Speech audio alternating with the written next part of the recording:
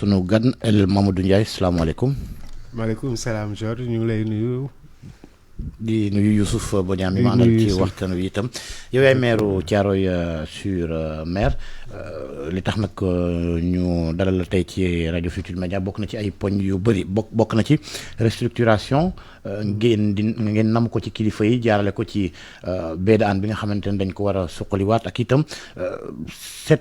saytuwaat limite territoriales yi diggante Thiaroye-sur-Mer ak Diamaguène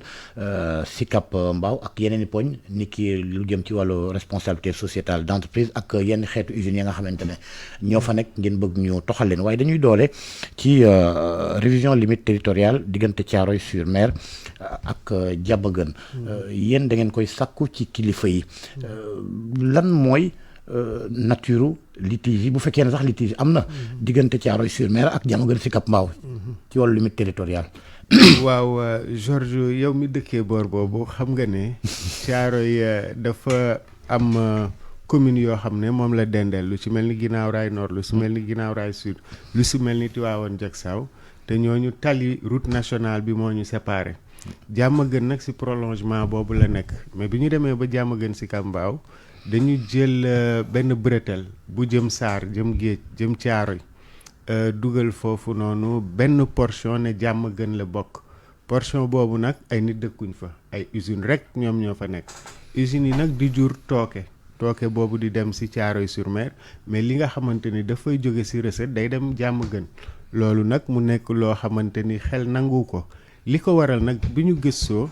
dañu gis ne en 1996 bi ñuy def découpage bi dafa amoon ay motivation politique yu ko waraloon tey ku ñu ne Thiaroye amul frontière ak Mbao du loo xamante ni di nga ko gëm ñun nag loolu ñu jàpp ne jot nañu dakkal ko ba tax na ni ko yoon tëralee parce que code général collectivité territoriale moo wax que ne bu fekkente ni commune bi gis na ne ni ñu daggee territoire bi jaaduwul war naa mën ci conseil municipal mu délibérer saisir ki nga xamante ni moom mooy sous-préfet diligenter enquête boobu nag defaguñ ko ñun depuis 6 mois def nañ délibération bi ñu defee délibération bi saisir naa sous-préfet mais boobaak léegi dañu gis que ne defuñ ci benn jéego ba tax na nag conseil municipal comme ni ko yoon mayee ñu defaat beneen délibération émettre vœu cette fois-ci di laaj autorité étatique yi injustice boobu ñu corriger ko dans la mesure où dañu nekk ci contexte boo xamante ni dañuy wax réforme code général des collectivités territoriales donc ñu jàpp que ne c'est le bon moment c'est le contexte pour ñu réparer cette injustice. un bon moment pour vous mais noonu un bon moment pour ñi nga xamante ne ñoo di Diamaguène Sicap Mbao ndax itam ce sera un manque à gagner ci ñoom. waaw mais manque à gagner bi si ñun la njëkkee parce que nag dañuy wax équité territoriale mooy def de telle sorte que ne collectivité bi lépp loo xamante ni yayoo na ko ñu delloo ko tey Diamaguène Sicap Mbao mu ngi am budget 3 milliards di recouvrer plus de 2 milliards Thiaroye-sur-Mer am budget 900 millions di recouvrer ay 600 millions donc pour man loolu la ñu war a gën a njëkk a réparer aujourd'hui ma jox la entreprise bu mel ni SAR dafa am li nga xamante ni moom mooy ay pipeline yi Thiaroye la jaar doo toog 1 mois 2 mois boo déggul ne am na fuite pipeline pendant ce temps Diamaguène du ko yëg Thiaroye moo koy subir donc li nga xamante ni nag dafa war di génnee ci SAR naturellement normalement logiquement Thiaroye-sur-Mer la war a dem. pour ñëwaat ci genèse bi yaa ngi wax ni découpage bi ñu defoon y avait des soubassements politiques mu nga ñu replonger ci contexte bi à l'époque ñan ñoo fa nekkoon maire ak par rapport état central bi. waaw mais xam nga jamono jooju jamono parti socialiste la et je pense que ne à l'époque Dabassi bi moo nekkoon Diamaguène Sicap Mbao et à Thiaroye-sur-Mer je pense sunu maam Alioune Sam mais li am rek les gens voulaient trouver un équilibre pour Diamaguène et pour le dire à l'époque Diamaguène amul woon ses capacités amul woon industrie yoo xamante nekk na fa on comprenait que pour joxoon leen ñu am des possibilités d'avoir des recettes tey nag jamono dafa weesu foo xamante ni tey Diamaguène ba nga xamante ni amul woon recette tey aujourd'hui son budget def na triple wala quadruple budget Thiaroye donc il faudrait corriger cela et pour permettre à Thiaroye-sur-Mer de reprendre ce qui lui revient de droit, ce qui lui revient naturellement, d'autant plus que la zone Kërëlee dafa nekk zone boo xamante ni ay waa Thiaroye ay waa Mbatal ñoo fa doon bay démb ak bërki démb. tey ASC bi ñuy wax Guney Géej gi foofu la terrain nekk dafay football dafay def entraînement mais dañ leen di xoxatal et je pense que ne situation boobu nous avons calmé jusqu'ici les populations pour leur dire que ne lu ci nekk dafa am foo xamante ni fa lañ ko war a jaaral li tax nag ñu jóg yëkkati suñu baat c'est parce que dañu jàpp que ne suñu bàyyee situation boobu mën na indi en tout cas ay si diggante population te loolu ñaanuñu ko yàlla moo tax ñuy sàkku si autorité yi ñu def arbitrage delloo Thiaroye li nga xamante ne moom la moom. kon dafa am ay risques de tension diggante population yi. y a des risques de tension énormes ñun suñu àndul woon ak suñu sago magi Thiaroye dimbaliwuñu ñu mbangi Mbatal dimbaliwuñu tey fi may wax ak yow waxatuñ ko parce que am na jamono yi xale yi dañu taxaw temm ne foofu zone boobu noonu jàmm gën bépp installation boo xam ne daf ko fay def wala ku jóge jàmm gën doo fa def benn activité te loolu nag mënoon na jur lu nekk ci diggante ñaari communes yi moo tax nag ñun jusqu'à maintenant calmé nañ ko mais am na loo xamante ni nag amuñu capacité amuñu possibilité moo tax on lance un appel à l'État pour me prévenir tout risque de conflit entre les habitants de Thiaroye et de Diamaguène. enjeu bi daal recouvrement yi ak taxes yi par rapport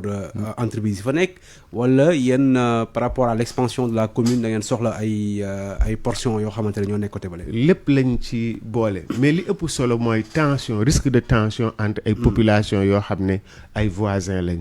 beneen bi problème mu sécurité insécurité parce que zone boobu dafa dummóoyu Diamaguène waa Thiaroye ñoo fay jaar mais li fa war si en terme de prise en charge de saytu de dispositif sécuritaire Diamaguène du ko lijjanti parce que ay population dëkkuñ fa ñun ñoo koy def te buñ koy def dañuy génn suñu territoire en sachant que ne fii ñuy intervenir du suñu domaine de compétence et pour ça man je dis que ne rien que de ce point de vue war naa permettre aux autorités ñu intervenir parce qu'il y va de la sécurité des populations beneen bi tamit mooy enjeu budgétaire parce que aujourd'hui les collectivités ont besoin de ressources ces ressources fan lañ koy jëlee mooy ñi nekk implanté wu ci seen en tout cas territoire war a joxe contribution et je pense que ne SAR li muy fay en tout cas ñun soxla nañ ko. est-ce que yéen a ngi ciy waxtaan itam ak ñi nga xamante ñoom ngeen ko seqal en plus d'avoir saisi les autorités administratives est-ce que yéen a ngi ci bokk seq waxtaan ak commune Diamaguène Sicap Mbao. waa xam nga si loolu mënuma ci tëb rek waxtaan ci ak commune Diamaguène parce que yoon dafa am nu mu ko tëralee mooy ginnaaw bi nga xamante ni ñun bëgg nañ ko fi ñu war a jaar mooy conseil municipal ne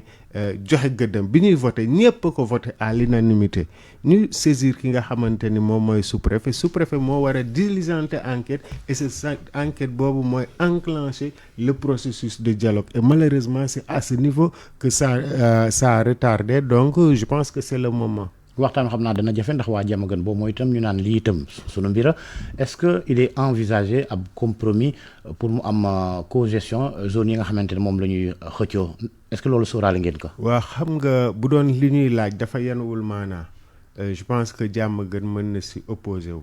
mais ñoom bu ñu xoolee la limite naturelle entre les deux communes c'est la route nationale et je pense que logiquement bu ñu jiitalul sunu intérêt commune rek xool li nga xamante ni moom mooy yoon xool li nga xamante ni moom moo jaadu Diamaguène devrait prendre l'initiative de dire que cette zone revient de droit à Thiaroye-sur-Mer ñu yombal lépp.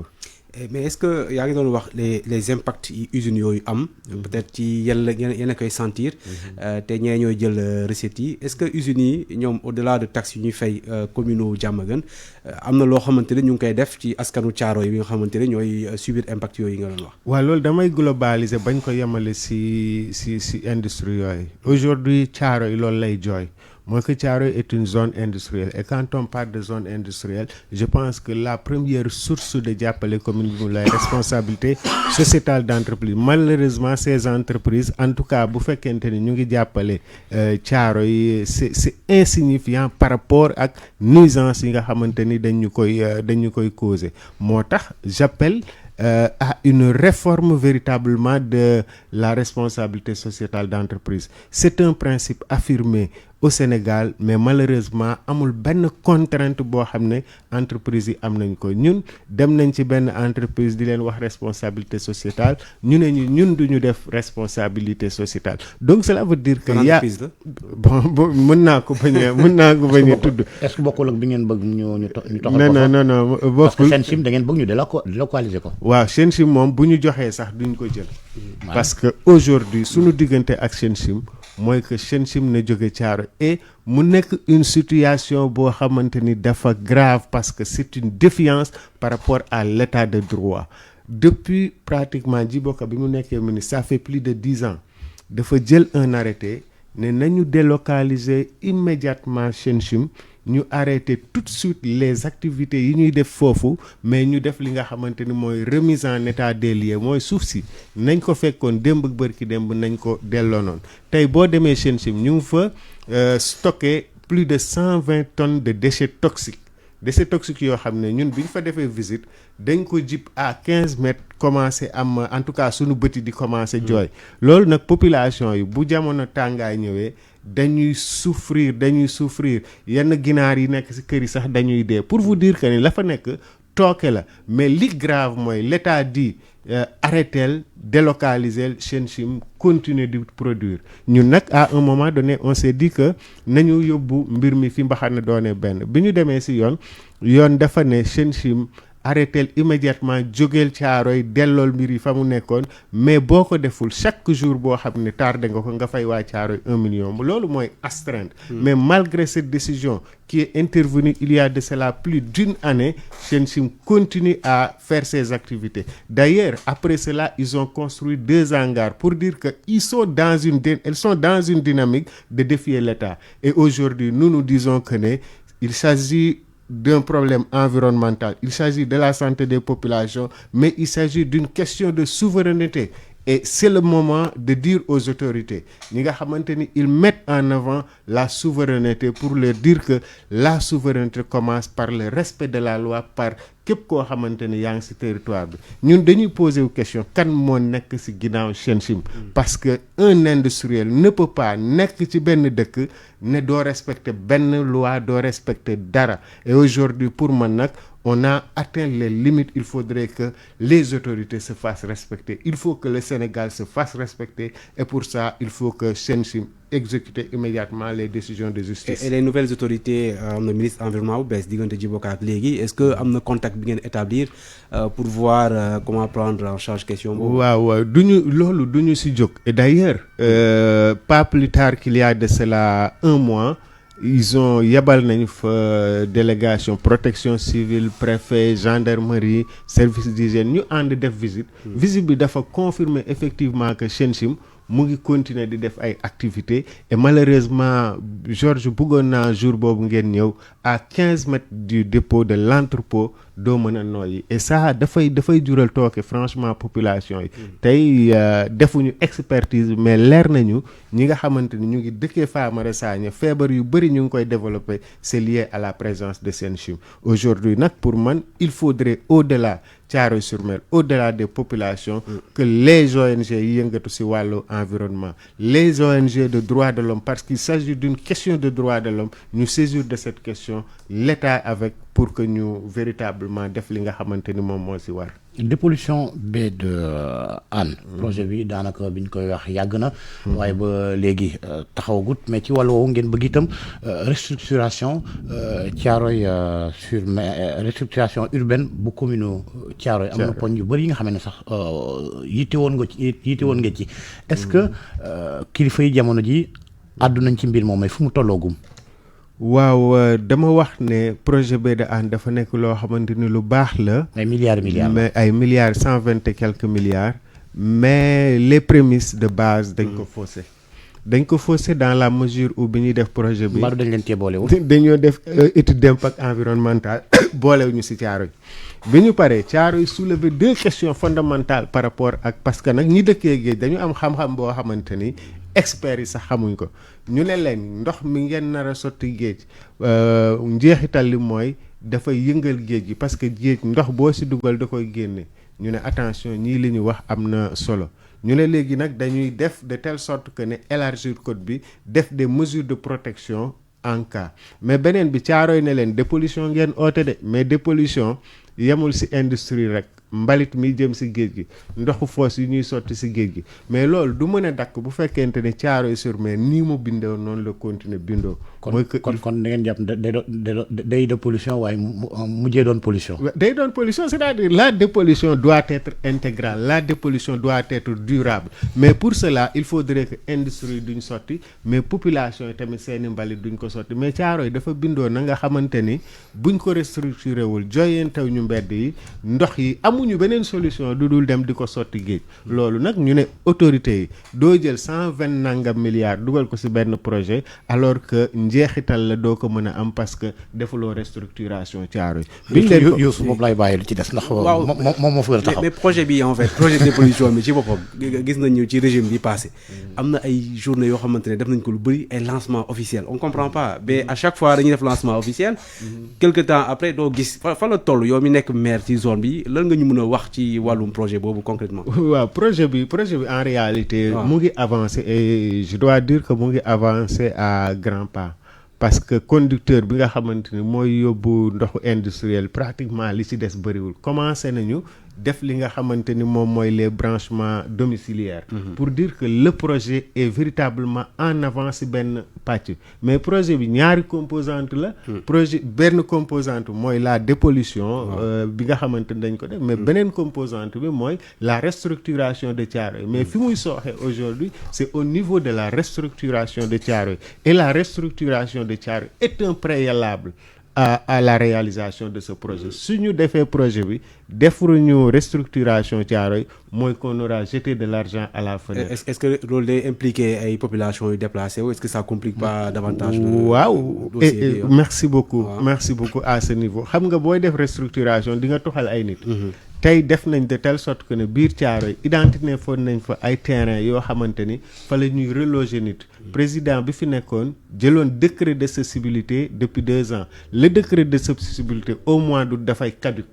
pour dire que l'urgence bi nga xamante ni fa la ñu toll def nañ 2 ans décret bi bu caduqué dañuy reprendre à zéro moo tax aujourd'hui ñuy alerter di aux autorités fi nekk pour leur dire que ne y a urgence pour ñu accélérer la cadence par rapport à relogement Thiaroye activité économique yi nga xamante ne ñoom ñoo fës ci diwaan gi ak activité sociale yi ban place la ñu war a am ci restructuration boobu waaw Thiaroye moom ku ko wax moom wax napp waaw xam nga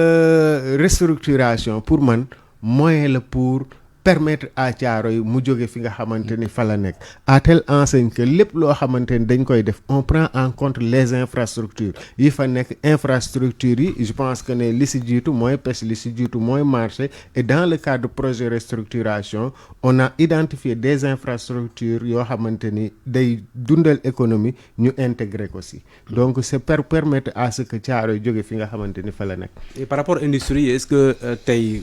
li nga doon wax ci yàq environnement bi géej bi spécifiquement est-ce que aujourd'hui am na ay waxtaan yoo xamante ne yéen sëkk ngeen ko ci industrie yi nekk ci littoral bi nekk ci Thiaroye am na est-ce que am na ñoo ci xamante ni def nañu ay jéego par rapport au traitement seen déchets yi nga xamante ne lu bëri ci géej bi la jëm finalement. waaw à ce niveau nous à Thiaroye on a fait un forum des partenaires dajale entreprise yi waxtaane d'abord seen contribution ci commune bi mais naka la ñuy def ba sàmm sunu environnement et je pense que entreprise ya fa nekkoon am nañ conscience que ne il doit faire des efforts à ce niveau mais nous communes amuñu benn pouvoir pour mën leen contraindre à ce que ñu def ko c'est pourquoi l'État doit intervenir à ce niveau. jërëjëf El Mamadou Ndiaye. merci beaucoup Georges maire Thiaroye merci beaucoup. saa yi déglu ci politique de. waaw bon maa ngi si xam nga politique tamit jamono la rek. ñu toll nii ñu ngi si mairie bi en attendant di xaar échéance yi di ñëw de toute façon on est toujours engagé et je pense que ne fan yi di ñëw dinañ ñu dégg. jërëjëf El Mamadou Ndiaye maire Thiaroye-sur-Mer jërëjëf Youssouf Bodian mi ma àndaloon ci waxtaan wi nuyu ak ziar soxna Naata Mbaye ak ñamu àndal ca TFM ñu yendook jàmm.